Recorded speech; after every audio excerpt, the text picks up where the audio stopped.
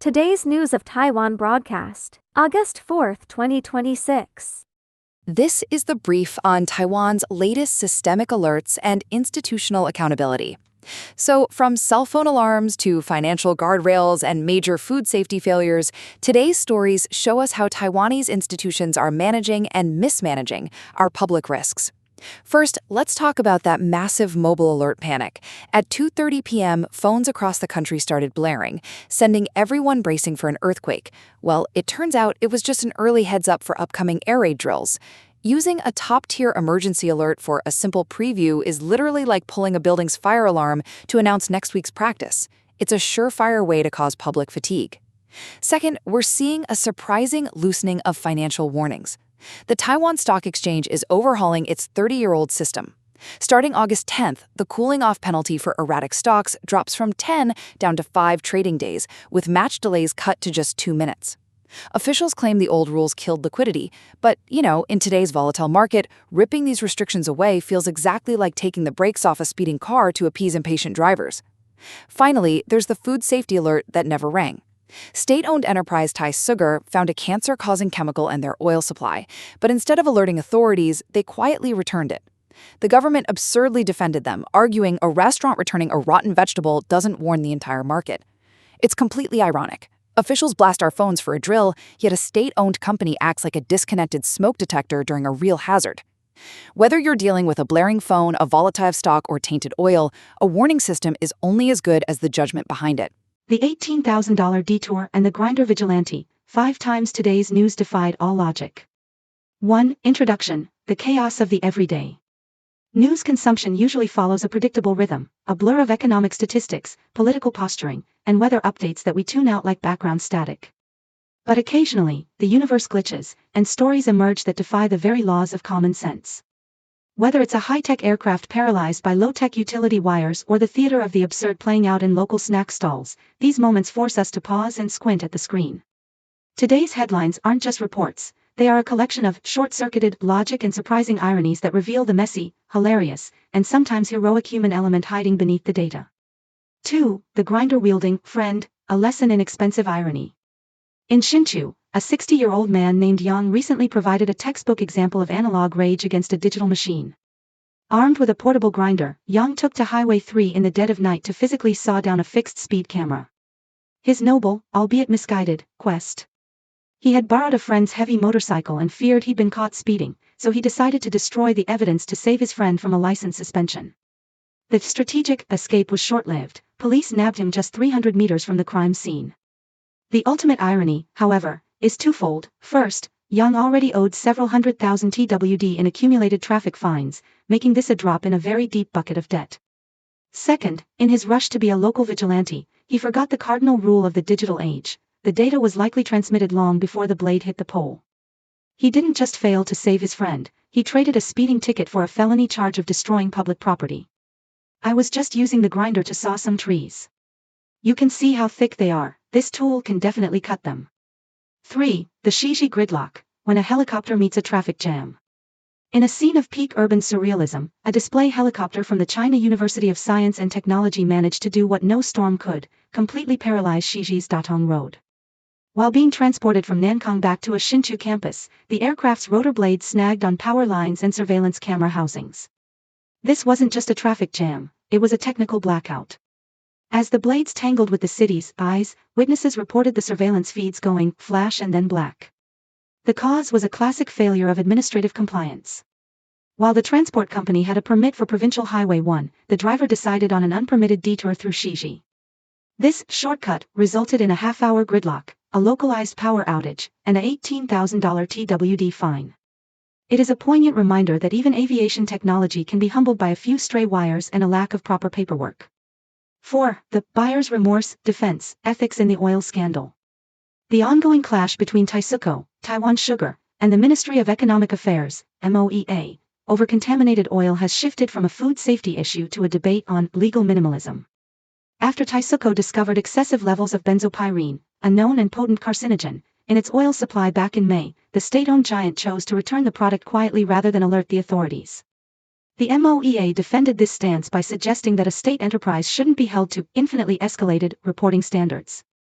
It's like a restaurant going to the market to buy vegetables. They wouldn't report every stall that happens to have rotten leaves, they just don't buy them.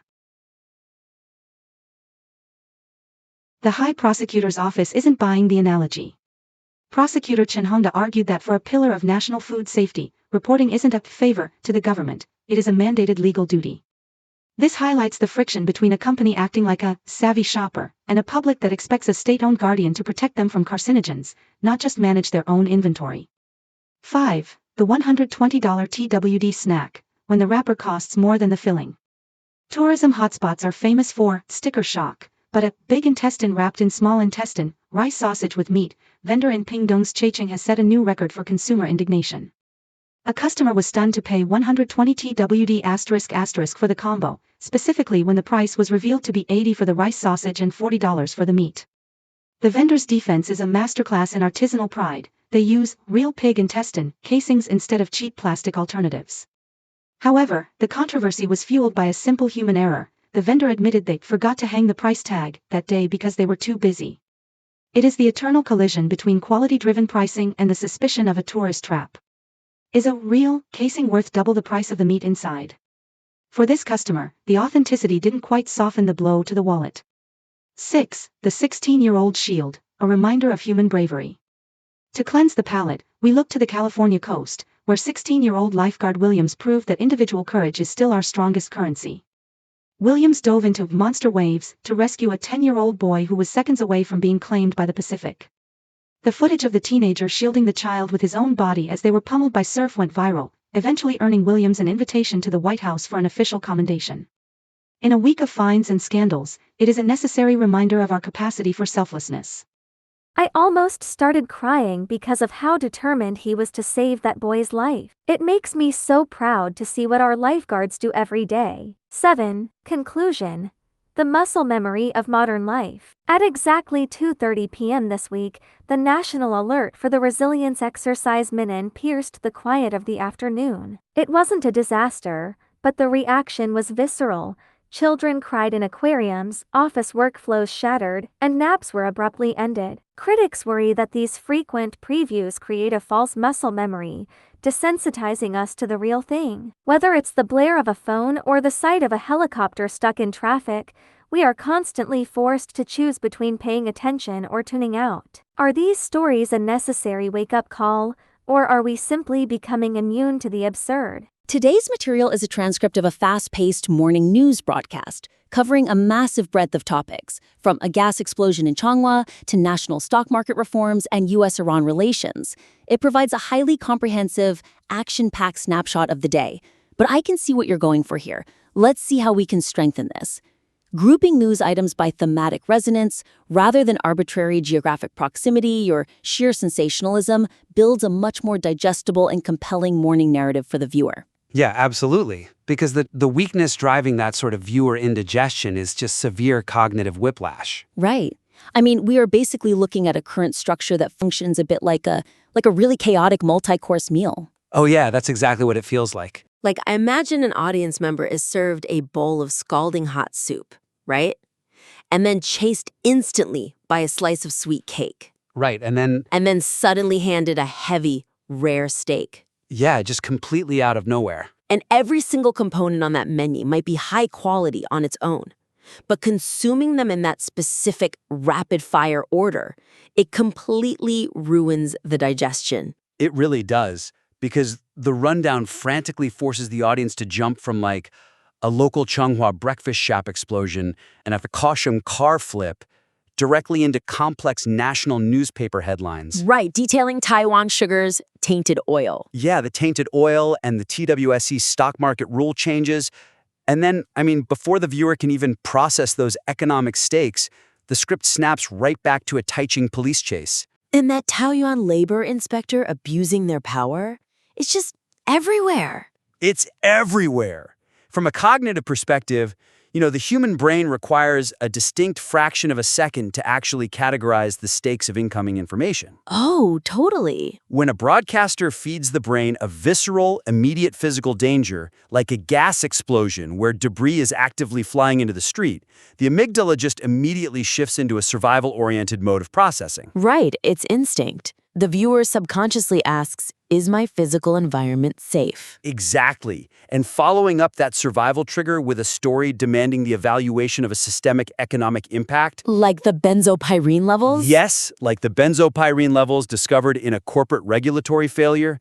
It's an impossible ask for the listener's brain. Yeah, because benzopyrene is a complex chemical carcinogen, and understanding the implications of a state-owned enterprise failing to report it, that requires the prefrontal cortex to engage in high-level critical thinking. Which it can't do instantly. The brain simply cannot pivot from raw adrenaline to analytical processing in, like, the 1-second pause between sentences. Right, the impact of the second story is entirely lost in the biological noise of the first. Exactly. So the suggestion to resolve this is reorganizing the rundown into distinct themed blocks. Okay, themed blocks. Yeah, this structural shift allows the audience to mentally transition between entirely different types of stakes, from immediate physical dangers to systemic economic impacts, without feeling totally disoriented by the sheer velocity of the broadcast. Right, so by aggregating stories that share a similar emotional or intellectual weight, the producer builds a necessary cognitive guardrails into the rundown. Exactly, granting the viewer permission to settle into a specific mode of listening. Let's apply that to the local action incidents to provide a few concrete examples of how this looks in practice. Because these are just a few out of all possible ways to solve this. But a producer could easily consolidate the local action into a single, like a morning watch block. Oh, I like that. Morning watch. Yeah, so this means grouping the Changhua breakfast shop explosion, the Kaohsiung flipped car, the Taichung drug chase where the suspect actually rammed the police cruisers. Right, and even that bizarre incident in Shiji, where an exhibition helicopter being transported on a truck snagged the neighborhood power lines. Yes, all of those stories share the exact same narrative DNA. They do. They are immediate, highly visual, physical disruptions to daily public order. Right, and once the broadcaster satisfies that geographical, physical curiosity, they can intentionally shift gears. Which leads to the next move, creating a distinct national policy and economy block. Okay, so this is where the Taiwan sugar oil controversy goes. Exactly. That and the loosening of the 30-year-old TWSE stock market trading rules and the EasyWay app data privacy concerns. They all live together here. Oh, I see. Transitioning the audience into this block signals that it is time to engage their critical thinking? Precisely. The broadcast actively moves them from street-level awareness to systemic awareness.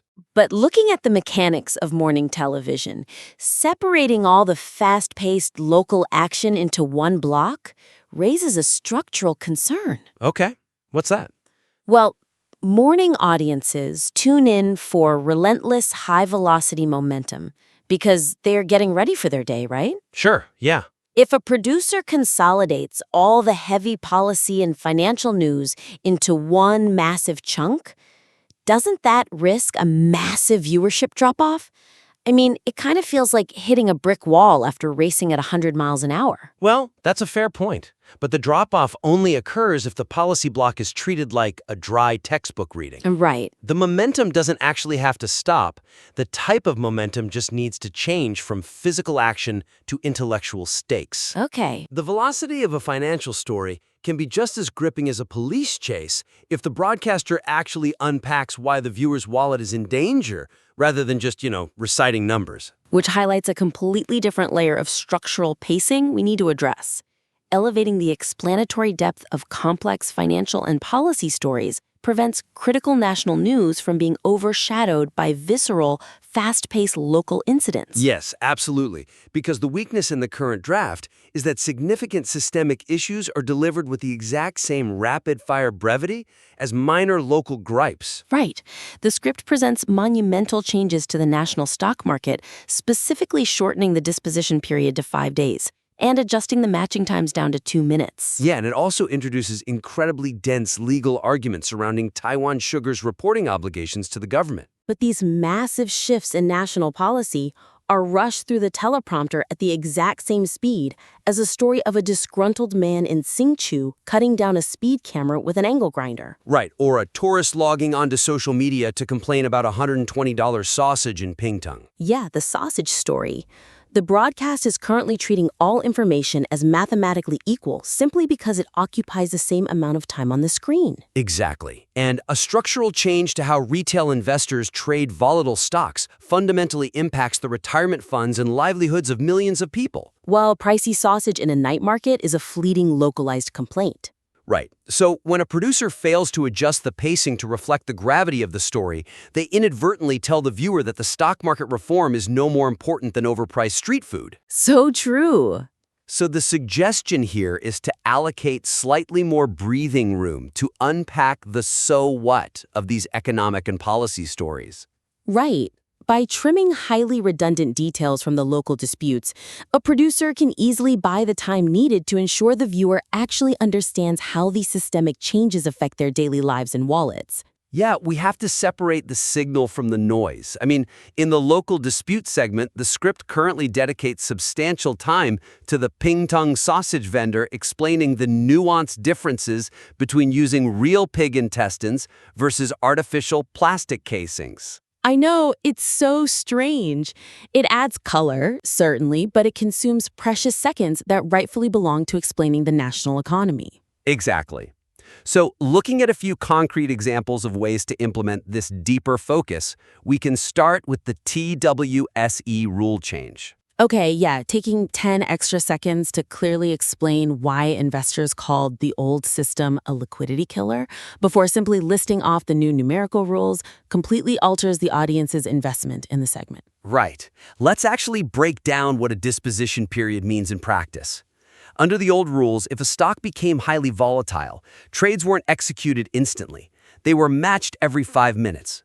Right, so imagine an everyday investor watching catastrophic news break about a company they own. Yeah, they desperately want to sell. But under a 5-minute matching period, they are functionally trapped in a burning building. Such a great analogy. They have to wait 5 agonizing minutes while the stock price plummets before their trade even has a chance to clear. That waiting period literally killed the market's liquidity, the ability to turn an asset into cash quickly. Right, and if the script simply announces that the matching time is decreasing from 5 minutes to 2 minutes, it sounds like sterile financial trivia. The viewer's eyes just glaze over. Oh, totally. But by taking a moment to say, for years, investors have watched their portfolios drain, trapped and unable to sell quickly during major market swings because the 5-minute wait killed the market's liquidity, the 2-minute rule change instantly gains a narrative purpose. It transforms from a bureaucratic update into a financial rescue mission. Exactly. And we see the same surface-level treatment in the Taiwan Sugar segment. Yeah, instead of just reading off defensive quotes back to back, the script needs to clarify the core legal distinction being made by prosecutor Chen Hongda regarding the Ministry of Economic Affairs' unlimited expansion argument. Because right now, the current draft just offers a basic volley of quotes. The ministry claims they shouldn't be forced to report every minor detail to the authorities, and the prosecutor pushes back. Right, but the underlying legal concept centers entirely on corporate responsibility and state ownership. Yes, taking 15 seconds to explain that a state-owned enterprise carries a fundamentally higher moral and legal duty to report potential health hazards than a private independent restaurant does, specifically because they operate on taxpayer funding, instantly elevates the story. It moves from a basic he said, she said administrative dispute into a compelling high-stakes debate about who is responsible for protecting the public from carcinogens. Absolutely. But bringing this back to the reality of live morning television, asking an anchor to verbally unpack the mechanics of stock market liquidity and the nuances of state-owned corporate legal duties, it sounds suspiciously like a university lecture. Well, even if a producer trims the sausage vendor story entirely, a deep verbal explanation is inevitably going to drag the velocity of a broadcast built on speed. Doesn't slowing down to explain market liquidity risk the viewers simply changing the channel to a faster network? I hear that, but that risk is entirely mitigated by shifting the burden of explanation from the anchor script to the visual environment. Oh, okay. We don't need a verbal lecture. A producer can use a single sharp on-screen graphic to do the heavy lifting here. Right, like a clear 2-column graphic showing a metaphorical cage for the old 5-minute system versus an open door for the new 2-minute system. Exactly. Paired with a bold headline reading, "Solving the Liquidity Killer." That executes the explanation in 3 seconds. Ah, the visual asset delivers the deep comprehension, allowing the anchor to maintain their high vocal velocity. Precisely.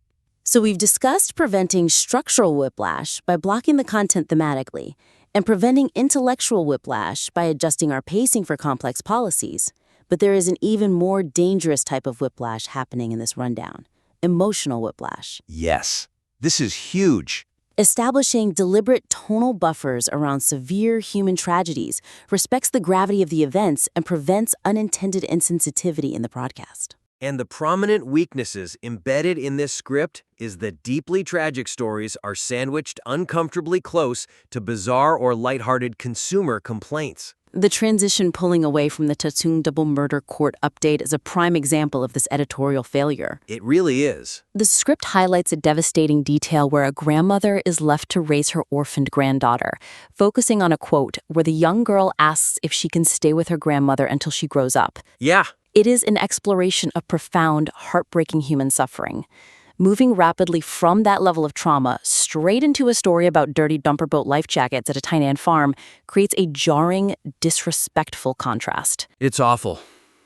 And the identical collision occurs with the Taiwan parasite case, where a son brutally attacks his elderly father, which is immediately followed by a story detailing a petty dispute over timeshare parking spots in Taichung.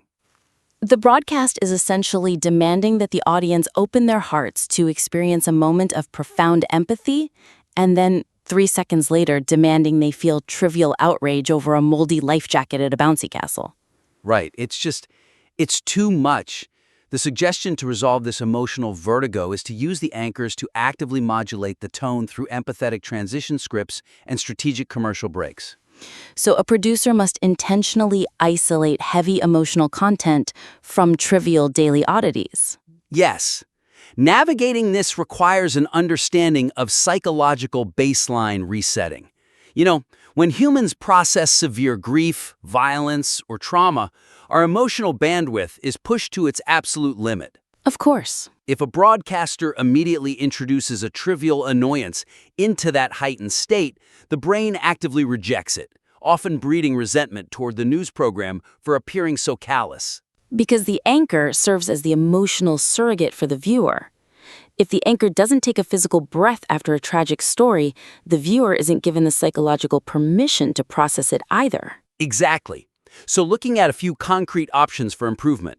A producer could place the heavy domestic violence and murder trial updates at the very end of a news block, immediately followed by a hard commercial break. Right, this physical interruption gives the audience a necessary moment to process the weight of what they just absorbed. Yeah, because a commercial break functions as a vital emotional palate cleanser. It erects a definitive wall between the tragedy and the trivia. From a neuroscience standpoint, the human brain actually relies on those 30 to 60 seconds of mundane advertising, whether it's a generic car commercial or a laundry detergent ad, to reset its emotional baseline. Right. It brings the viewer back to neutral, ensuring they can safely and appropriately engage with a quirky story about a local farm complaint a minute later. And then when returning from that commercial break, the producer can have the anchor explicitly reset the tone with a clear transition script before moving into the lighter, quirky fare like the Shinshu speed camera vigilante or the Tainan bumper boats. Exactly. Like having the anchor look directly into the camera after the break and say, shifting gears now to some lighter news from our local communities. Right, it serves as a crucial verbal cue. It guides the viewer's emotional state, essentially communicating that the environment is safe again. It tells the audience that it is okay to stop feeling the heavy weight of the previous segment and that the broadcast is moving on to something absurd or strictly everyday. I have to challenge this from a strict journalism perspective, though. Shouldn't the news simply be the delivery of objective facts without any emotional hand-holding? Right, that's the classic argument. Yeah, like the traditional argument is that a journalist's job is strictly to report what happened, not to curate the audience's emotional journey.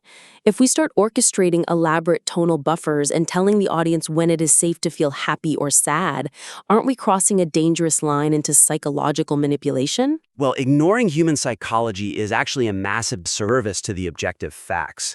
There is a profound difference between reporting objectively and presenting information like an algorithm reading a spreadsheet.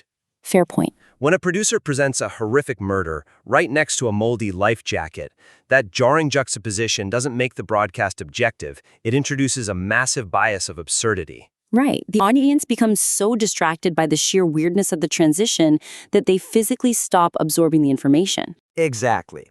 By buffering the stories, a producer actually protects the integrity and the objectivity of the reporting. They are simply creating a neutral environment where each story can stand entirely on its own factual merits without bleeding into the next. That makes a lot of sense. And that brings us to a clear synthesis of today's critique.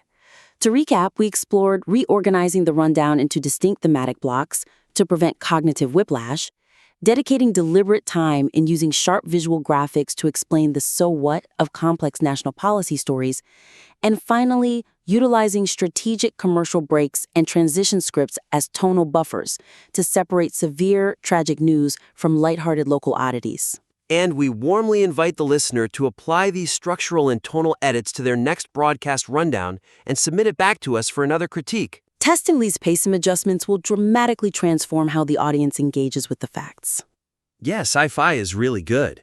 The Academy is interesting. It's about this wild superhero family, really cool, and a wild ride.